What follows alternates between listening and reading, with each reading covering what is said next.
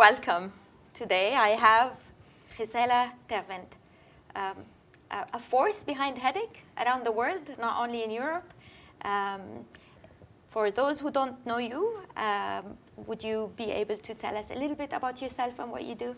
Yeah, I'm Gisela Terwindt. I'm a neurologist. I studied also biology, and with that I became very interested in neurogenetics. So as a PhD I started to do genetics work in migraine, and we discovered actually the first gene for migraine, which was quite exciting. But at the same time I'm also a clinician, so I'm a neurologist, and with that I increasingly got involved also with taking care of patients, and with that it raises much more questions which I would like to answer. So now I'm leading a group in Leiden, the Leiden University Medical Center in the Netherlands, and we do what we call translational research, so from cells, DNA, mouse models, up to the clinical care and our clinical care facilities, taking care of patients. So we have the whole spectrum of doing headache research, which I think is great. Was there a reason why you decided to go for headache? What was there something that happened along your career? Yeah. Well, to be very honest, when I first went to the neurology department in Leiden, I met Professor Ferrari, and the only reason I wanted to do research with him because he was searching for someone who wanted to do genetics. Okay. So I did not have any clue about migraine. I was not interested in migraine, and I was actually also unaware that I had migraine myself. And I'm still in a happy denial, as I say it, because I'm a very mild migraine person myself. Mm-hmm. So I started being interested really in the basic sciences. And I really also thought as a young researcher that finding a gene would solve the whole problem. So that's we all were hoping that it's just a genetic thing. Once we find it, we'll be okay. Yeah, and that's also the youth of being a PhD, that you think that your research will be changing the whole world and will be the big solution. And of course, it's not. So that's why I also stayed in the headache field, because I also met people. And actually, I also met a woman who said to me, well, you are a clinician, but your PhD was on a very rare monogenetic disorder, so you know nothing about migraine in general. And then I thought, actually, she's quite right. I have to listen to my patients and listen to what they want me to change for them. Mm-hmm. And that's how I also get excited about our clinical questions that we would like to answer with our group. And that's why I stayed in the field of headache. And during this conference, you presented one of, in my opinion, was the most beautiful presentation about sex differences in migraine. And for me, I talked to you afterwards and you said, it's small, but for me, it was giving me something to work with that I didn't have before. And that's the value. Yeah. What are the sex differences? What are they in your own words? Yeah, so taking for instance the genetic parts, we thought that finding genes would explain the male-female differences in migraine, because we know that women are more likely to suffer from migraine than men. Yeah. So 3 times more women than men suffer from migraine, and 1/3 of women will suffer from migraine. So that's a huge group, and we thought that maybe genetic factors could explain that. But I think that's not the whole solution. That's also what I explained in my presentation, because sex hormonal changes are also very important. And as neurologists, we are not gynecologists, so we have no idea about what's happening in the menstrual cycle. So, a few years ago, we started this project, which is called the Women Hormones Attacks and Treatment Studies, with a group of female researchers and also with my other PI, Antoinette Maas van der Brink. Mm-hmm. And we thought we need to go also to gynecologists and ask about the menstrual cycle, what's happening there, and how can we investigate actually the relationship between the menstrual cycle and migraine attacks. And that's work that we're still doing, and we thought it would be easy, but it turned out that it's even quite difficult to define actually when do you have a perimenstrual attack. True. And it also turns out, like I discussed in my presentation, that women don't know whether it's menstrual related or not. So you have to have validated e-tools to really assess in a reliable way whether there's a relation between the menstruation and your migraine attack. So that's the first step you need to take. And we are making very little steps towards what we hope will be the end, knowing more about the relationship between sex hormone changes and migraine attacks, and also be able to preventing that. And that can be by having sophisticated hormonal replacement therapies, which are migraine specific. That's one of my goals. But it could also be that we need to use other kind of tools or prediction models whether attacks will pop up, and that we can use other kind of short-term preventive measurements before the menstruation period, for instance, to prevent migraine attacks. So the ultimate aim is, of course, to help these women, but we're still taking the first steps identifying what's actually menstrual migraine. So one of the things that I didn't know, for instance, if you want to compare a woman with menstrual migraine with women who don't have menstrual migraine, I thought if you take the first day of your menstruation in both groups, then these women are in their same period of their cycle. The hormonal changes should be similar. Yeah, but then you talk to gynecologists and they say it's not true. You have to use the LH peak, which is in the middle of the cycle. Yes. So now we're asking our women to use urine stick and measure their LH peak, and then we know they're on a certain point. To see the when they're really at the peak of ovulation, that's going to predict when the real first day of cycle is. So if you want to look for sex hormone changes in migraine women compared with non-migraine women, you have to synchronize them on this LA peak during the ovulation. That's some of the things that we as headache specialists were unaware of. So it's really basic principles, actually. And one of the things I see with my own patients is that they always say that when they were younger, there was a closer link to their menstruation. But as they grow older, then they feel that there's an evolution even of the type of headache, the symptoms, and also where it is in the cycle. Have you seen this in research, or is this something that is, again, recall bias, or is this the patient's feedback, in my patients? Yeah. So I think what we know also from epidemiological studies is that when young girls they have their first menstruation, then they have these hormonal changes all the time, and then they are more vulnerable to have migraine attacks. Yes. And then later, when it's more stabilized, the attacks are more predictable, actually. And when women have their pregnancy, most of the women don't have migraine attacks, which is actually especially true for migraine without aura and not for migraine with aura. Yes. So there's also a difference. And then when these women come to their perimenopausal period, where they have hot flushes, etc., and migraine women are more likely to have this perimenopausal complaints with hot flushes.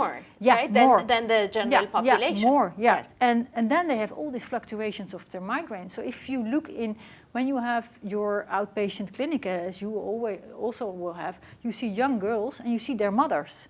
These are the women that have these problems the most, and they have the most frequent attacks. So that are the patients that we should address, actually. And so far, we didn't do that. We just treated migraine patients, unaware of the sex differences that might be there. Well, the other thing I was very fascinated when you were talking about how medications work differently for men and women. The first thing you said, they are as effective for both. So this whole idea of maybe it doesn't work for men versus women, that your research has showed no difference.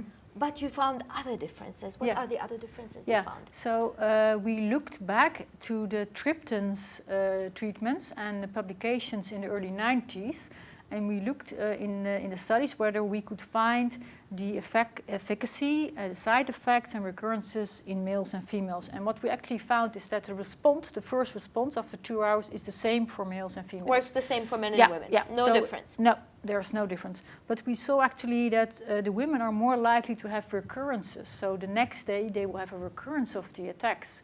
And we thought that might be due to the perimenstrual attacks, and that's actually what we also proved, because we showed that perimenstrual attacks are of longer duration and are more severe, and that explains why the triptans doesn't work enough for these women, especially in the perimenstrual attacks. At the same time, due to the fact that also women are a bit smaller and they have a higher dosage, and the level, the Cmax in their blood of the triptans is higher. So with that, they have more side effects. So what's happening, these women come to a doctor, they say, oh, I had this triptan, I had many side effects, and it doesn't work for me. And the doctor thinks, oh, it had side effect, didn't work. He or she doesn't ask about the response and the recurrences. So not working means recurrence, not the response. And doctors often think, oh, there are side effects, so I have to taper down my medication. So instead of keeping it at the same dose. Yeah, or changing it to the another actual triptan. And also explain to this woman that you have side effects is not because you were a complainer, but it's because you're a woman. And why you have recurrences because you have perimenstrual attacks. So explaining it with to your patient also makes it more easy to have what we call shared decision making and deciding, are we going to keep this triptan or are we going to change to another triptan? Maybe we should have more long-acting triptan. So for instance, we use often alitryptan instead of sumatriptan in women, and often we even increase this dosage instead of lowering it down and explaining to these women, maybe you have a bit more side effects, but when the effect is longer, then still you have more advantages. Better outcomes, better basically. outcomes. Yeah. And as long as you explain it to the patient, they accept it and they're willing to do that. And it's also helpful for them, of course. And the men?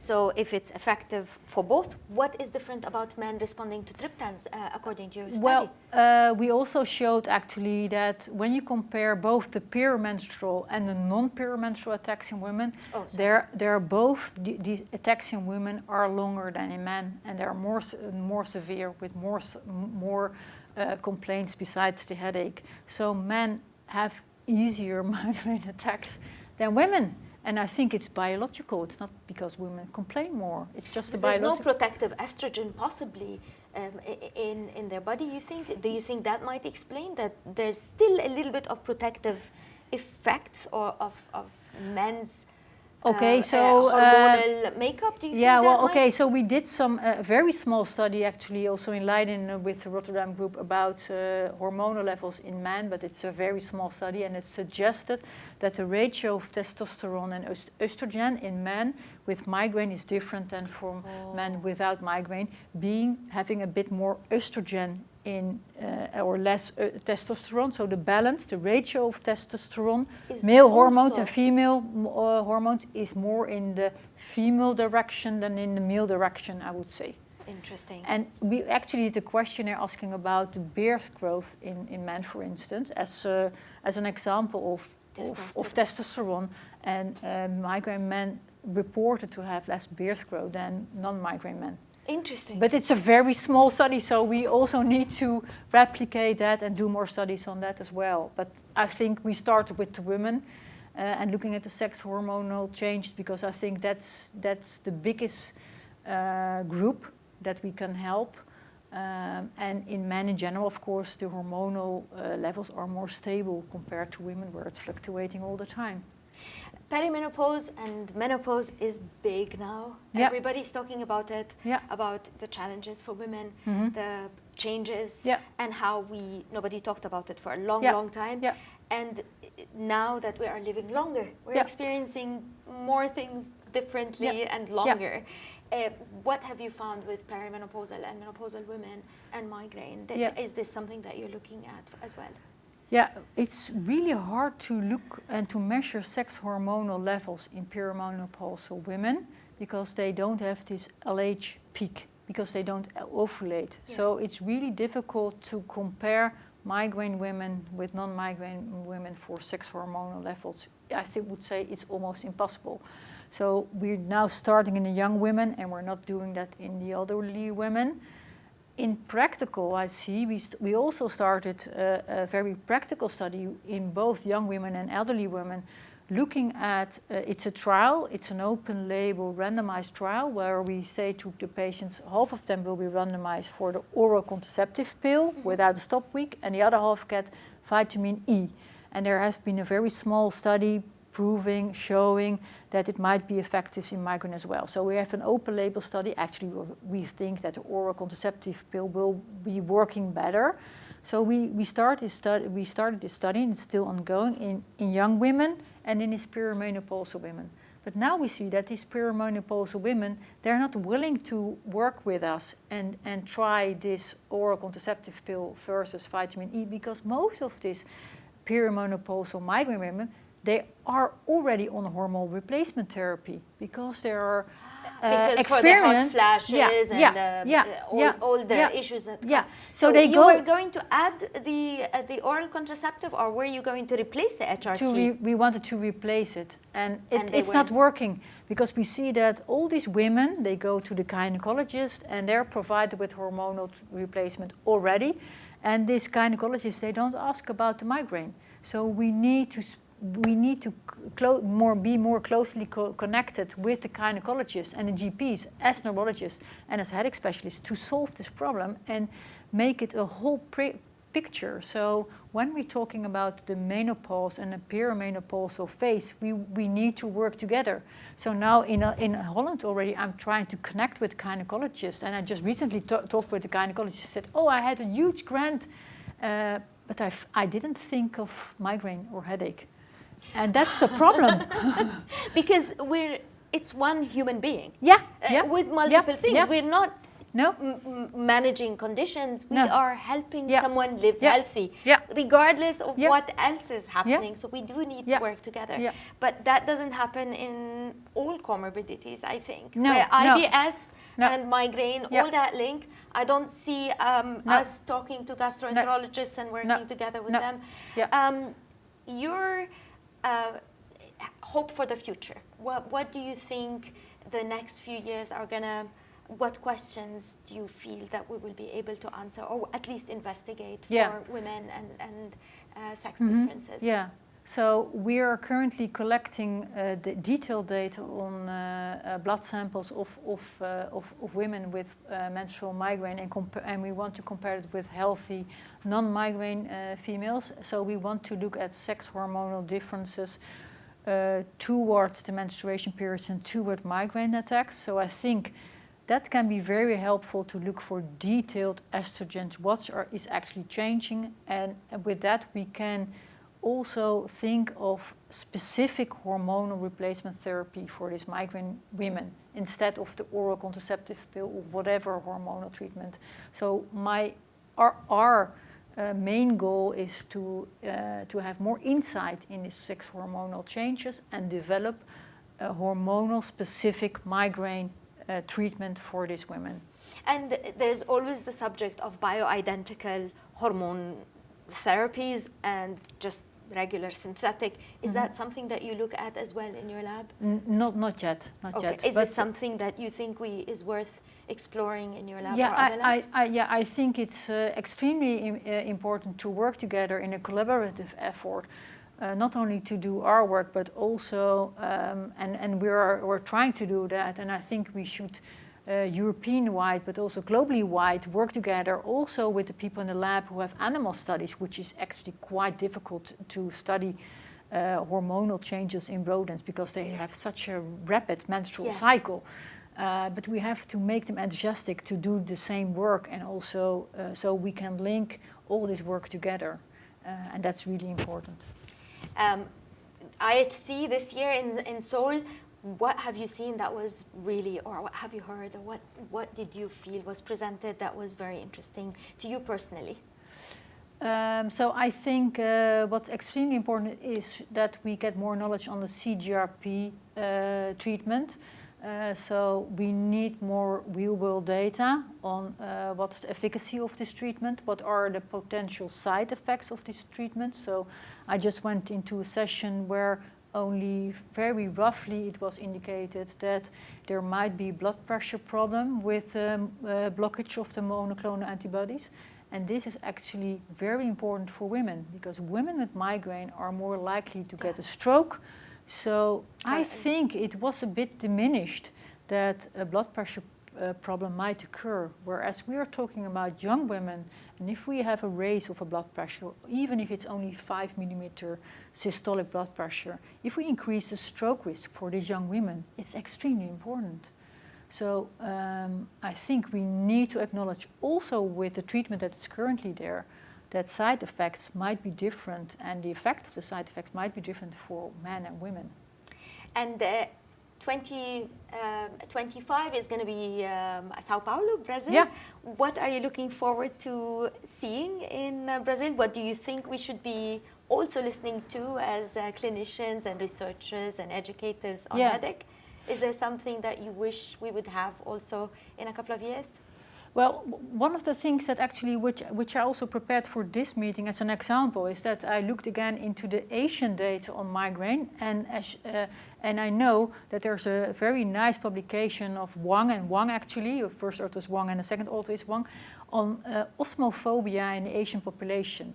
And I think we need to change our international classification criteria to add osmophobia in it. And I think the same kind of problems might occur in Brazil. It's an other geographical region. They will experience other problems with migraine diagnosis, migraine treatment. And so I think this is an opportunity to learn what in the South American countries are the problems with treating headache patients. And we can learn from that globally, and we can incorporate that in our work and in our classification system and in our treatment guidelines. If you are going to give advice to young researchers coming into headache, what advice do you give them? I advise that I advise to go to the IHEAD, which is organized by the IHS. I think my PhD, 6 of my PhD went to the IHEAD, and I think it's a great opportunity. It's organized before the IHS meetings, and it's a great way to meet other young researchers globally from around the world and to get connected and to talk to each other. So I think we need to encourage young researchers and physicians to connect with each other and to learn from each other. And with that, you get new ideas for your own research and for your own clinical treatments. And it's not going to be in a couple of years. This is happening more often. I think the next one is going to be in March. Is it going to be in March in Germany? It's something that is happening more often. So if we've missed this one, there's always opportunity for the next one. I really appreciate your presence today. I know that you're very popular in the conference and you gave us a lot of time. I'm very grateful. I'm very honored and very starstruck, let's say, to see you and to talk to you and to get to know you better and your research. Thank you for all you do. Thank you for your passion and thank you for being you. We really appreciate you. Okay, thank you. I thank you for your invitation, and I'm really happy to share my thoughts. And I hope I'm an inspiration for new generations. You inspired me. I'm sure you've inspired a lot of people in this conference. Okay, thank you very much, and I hope you enjoyed the rest of the conference. Yes, thank you.